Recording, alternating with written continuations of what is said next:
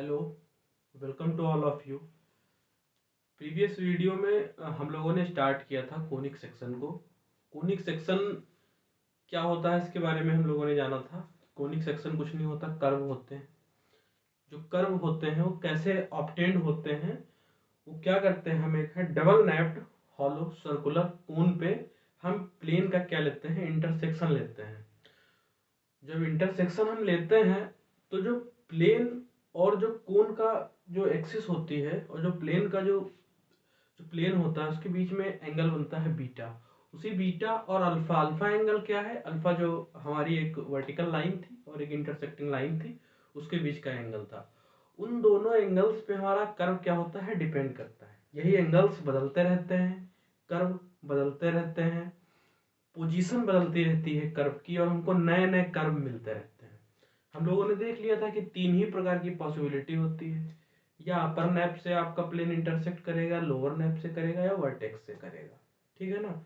हम लोगों ने तीन कंडीशन भी पढ़ ली थी, चार कंडीशन भी हम लोगों ने पढ़ ली थी कि बीटा अल्फा का एंगल कैसे बराबर होगा, कब एक दूसरे से ज़्यादा होगा, 90 से कम होगा, या आपका बीटा 90 डिग्री हो जाएगा तब क्या बनेगा।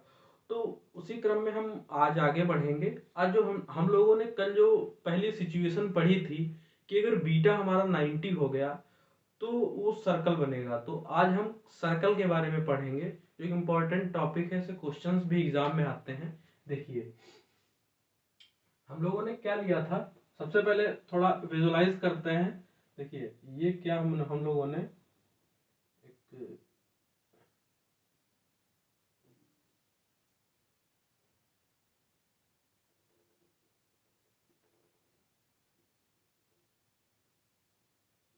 ये हमारी एक्सिस एल है, ये हमारा एम है, और ये वर्टेक्स होता है। ठीक है ना, ये वर्टेक्स होता है।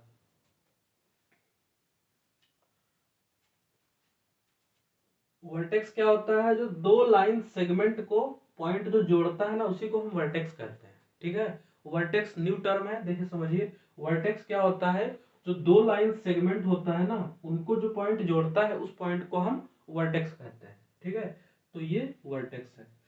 ये एक्सिस तो हमारी एल हो गई, एम हो गया। अब हम लोगों ने क्या किया, इसके ऊपर हम लोगों ने प्लेन का इंटरसेक्शन लिया। देखिए कुछ इस तरीके से।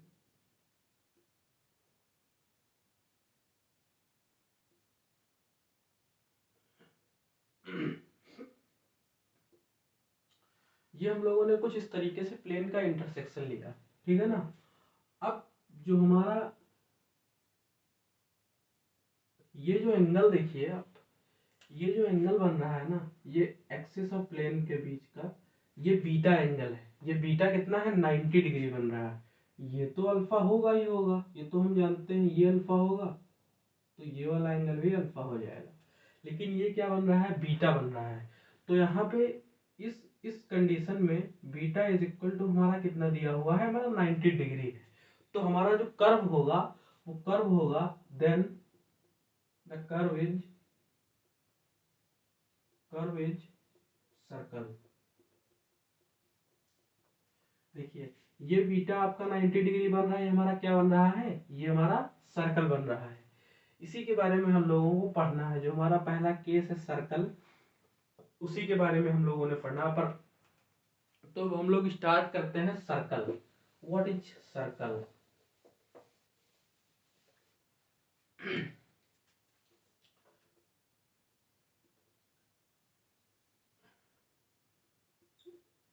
सबसे पहले हम सर्कल की डिफिनीशन को लिखते हैं। The circle is the set of all points in a plane that are equidistance from a fixed point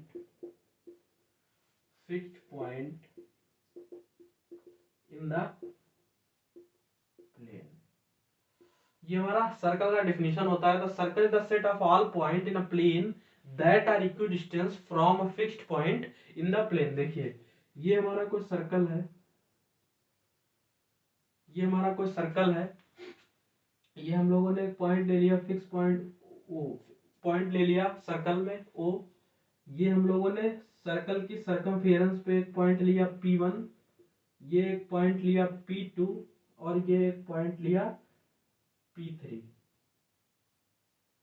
अब जो हमारी डिफिनीशन कह रही है वो डिफिनीशन ये कह रही है कि जो सर्कल होता है वो set of all point which are extended from a fixed point in the plane. अब जो हमारा ये OP1 होगा ना, ये OP1 की जो डिस्टेंस होगी ये इज इक्वल होगी, ये OP2 की डिस्टेंस होगी, ये OP3, ये तीनों डिस्टेंस आपस में इक्वल होंगी और क्या होगा, ये सर्कल की रेडियस होगी। ठीक है ना। अब देखिए हम लोग सर्कल की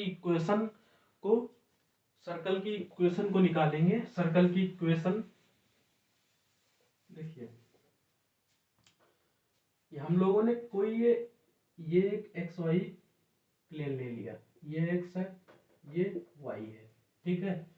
ये आपका एक सर्कल है,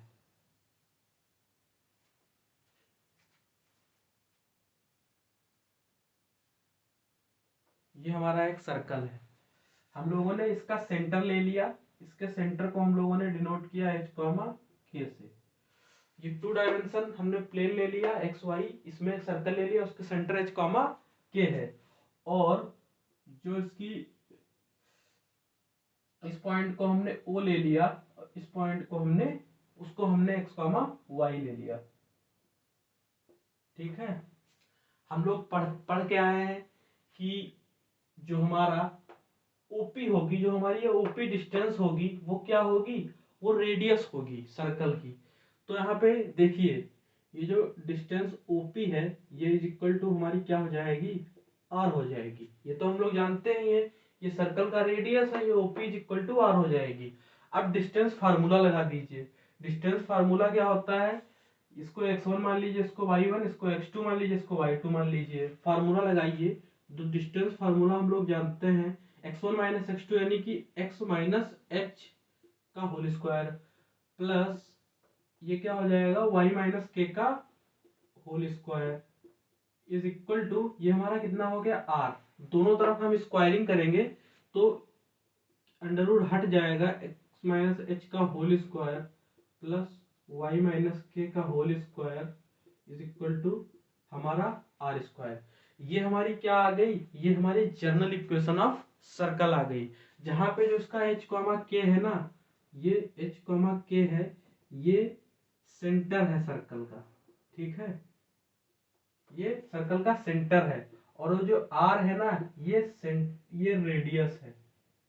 अब यही सेंटर अगर 0 0 हो जाए, सपोज हम मान लेते हैं कि ये h कॉमा k हमारा कितना दिया हुआ है, ये 0 0 दिया है, 0 0 पुट करिए तो ये एक्स स्क्वायर प्लस का y square is equal to r square. ये हमारी क्या आ गई, ये सिंपलेस्ट फॉर्म आ गई, ये simplest form of the circle. ये हमारी क्या आ गई, ये simplest form of the circle आ गई। अब देखिए, अब हम लोग इस पे कुछ न्यूमेरिकल्स करते हैं, क्वेश्चन करते हैं इस पे। अब जैसे सपोज करिए हमने आपको दे दिया कि x माइनस 2 का whole square plus y minus 3 का whole square is equal to 9। हम लोगों ने ये आपको क्वेश्चन दे दिया, हमने कहा इसमें सर्कल का सेंटर और रेडियस होता है ये।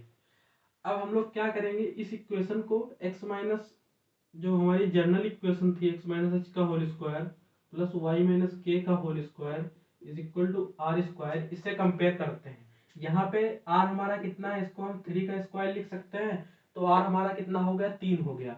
h यहाँ पे क्या है, 2 है, तो यहाँ से जो हमारा सेंटर आ गया वो 2,3 आ गया, और जो रेडियस आ गई वो हमारी 3 आ गई।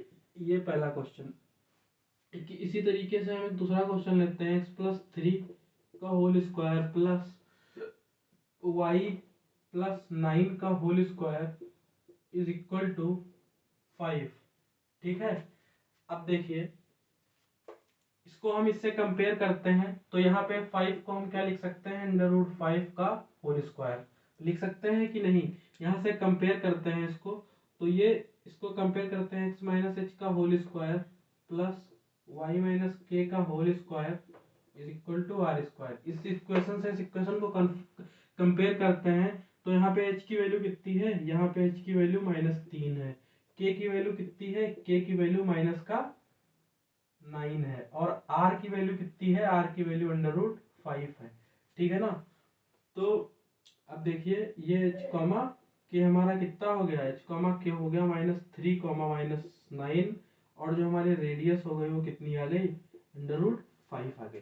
इसी तरीके के क्वेश्चंस आपको एग्जाम में पूछते हैं। ये तो आ गया सेंटर और रेडियस निकालने वाला। यदि आपको सेंटर और रेडियस दोनों दी हुई हैं तब हम क्या करेंगे, देखिए मान लीजिए क्वेश्चन दिया हुआ है, इसमें कह दिया है कि ये 2,3 इसका क्या है, सेंटर है, और जो रेडियस है वो आपकी 8 दी हुई है। तो अब हम जनरल इक्वेशन लिखेंगे सर्कल की, x माइनस एच का whole square plus y minus k का whole square is equal to 8 is equal to r square. अब यहाँ पे हमको दिया हुआ है सेंटर, तो हम पुट कर देंगे साइन के साथ।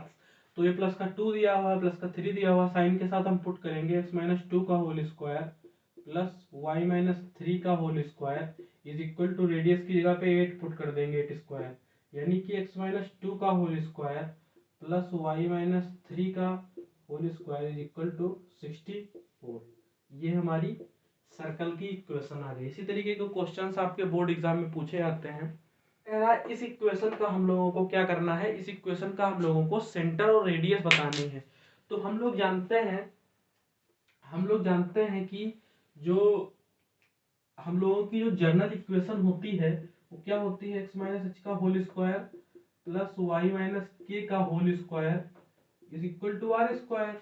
ये हमारी जनरल इक्वेशन है। हमको इस इक्वेशन को इसी जो है रूप में लाना होगा, तभी तो हम बता पाएंगे कि सेंटर और रेडियस क्या है। तो हम क्या करते हैं, एक्स स्क्वायर प्लस जो एक्स एक्स वाले टर्म है उनको एक साइड करते हैं पहले, एक्स स्क्वायर प्लस 8x, अब प्लस का वाई स्क्वायर प्लस का 10y, और जो हमारा कांस्टेंट टर्म है उसको हम एक साइड करते हैं। हम लोगों ने इतना कर लिया। अब हम लोगों को परफेक्ट स्क्वायर देखने के लिए देखिए, ये हम लोग जानते हैं कि ये एक्स स्क्वायर का मल्टीपल 1 है, 8 का जो एक्स है उसका मल्टीपल कितना है, 8 है। तो आप लोगों को बता दें परफेक्ट स्क्वायर करने के लिए सबसे पहले हम जो हमारी वेरिएबल होता है जिसकी पावर 1 होती है, ये वेरिएबल है इसकी पावर 1 है, तो इस वेरिएबल का जो हम क्या बोलते हैं, जो कॉफिशिएंट होता है ये 8 है, इस वेरिएबल का कॉफिशिएंट 8 है। तो 8 हम उठा लेते हैं, अब 8 को हम 2 से डिवाइड करते हैं और इसका स्क्वायर कर देते हैं, 2 4, ठीक है ना। अब 4 का हम स्क्वायर करेंगे तो कितना आएगा, ये 16 आएगा। इतना ही हम इसमें जोड़ देंगे, इतना ही इसमें हम इतना ऐड कर देंगे, इतना ही सब्सट्रैक्ट कर देंगे, तो हमारा ये इक्वेशन क्या हो जाएगा, ये परफेक्ट स्क्वायर बन जाएगा। ठीक है ना। इसी तरीके से देखिए इसमें वाई स्क्वायर है, जो वेरिएबल है वाई है, वाई वेरिएबल जो सिंगल पावर का वेरिएबल है उसका कॉफिशिएंट 10 है।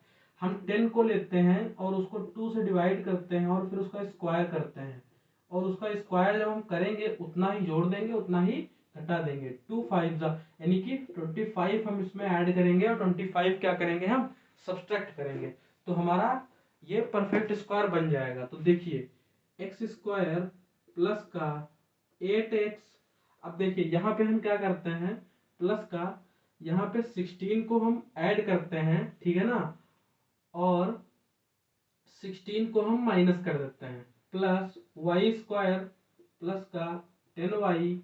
अब यहाँ पे हम 25 को ऐड करते हैं और 25 को सब्सट्रैक्ट कर देते हैं, इज इक्वल टू 8। कोई फर्क पड़ा इक्वेशन पे, 16 कैंसिल हो जाएगा, 25 से 25 कैंसिल हो जाएगा, इक्वेशन हमारी सेम रहेगी, कोई फर्क नहीं पड़ा। अब देखिए, अब यहाँ पे हम एक्स स्क्वायर, ये जो हमारा टर्म है, ये देखिए ये x प्लस 4 का होल स्क्वायर हमारा बन चुका है, ये x प्लस 4 का होल स्क्वायर हमारा बन चुका है। इस -16 को भी पड़ा रहने दीजिए।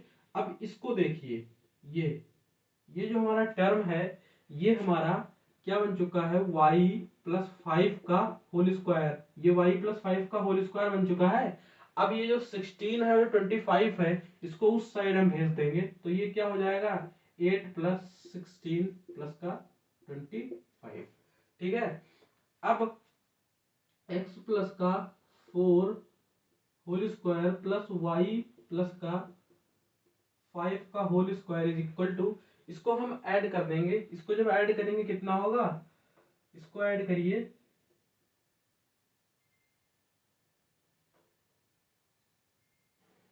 ये टोटल हमारा 49 हो जाएगा। ठीक है, इसको सही से लिख लेते हैं, ये हमारा 49 हो जाएगा। अब देखिए, ये x प्लस का 4 is equal to x plus 4 का whole square plus y plus 5 का whole square is equal to, इसको हम 7 स्क्वायर लिख सकते हैं। अब इसकी इस इक्वेशन से कंपेयर करा दीजिए, कंपेयर कराइए, लिखिए यहाँ पे क्वेश्चन x माइनस h का whole square plus y minus k का whole square is equal to r square. अब कंपेयर कराइए, ये minus h is equal to कितना है, प्लस का 4, तो h बराबर कितना आ जाएगा, माइनस का 4। यहाँ minus k is equal to कितना है, 5, यानी कि k इज इक्वल टू कितना आ गया, माइनस का 5। और यहाँ पे r कितना आ गया, 7। तो जो इस इक्वेशन का जो सेंटर होगा, वो -4 कॉमा माइनस का 5 होगा, और जो रेडियस होगी ना, वो इस इक्वेशन की 7 होगी। ठीक है ना। इसी तरीके के क्वेश्चंस आपको एग्जाम में दिए जाते हैं। इक्वेशन दी जाएगी, परफेक्ट स्क्वायर बना के आपको सेंटर निकालना होगा, रेडियस निकालनी होगी, या तो आपको रेडियस दी होगी, आपको इक्वेशन पूछ लेगा, और या तो आपको सेंटर और रेडियस दिया होगा, उससे इक्वेशन पूछ लेगा, तो इक्वेशन दी होगी, उससे आपको सेंटर रेडियस निकल जाएगी आसानी से, आपको परफेक्ट स्क्वायर बनाने की जरूरत नहीं पड़ेगी। इस तरीके के क्वेश्चन आपके एग्जाम में पूछे जाते हैं।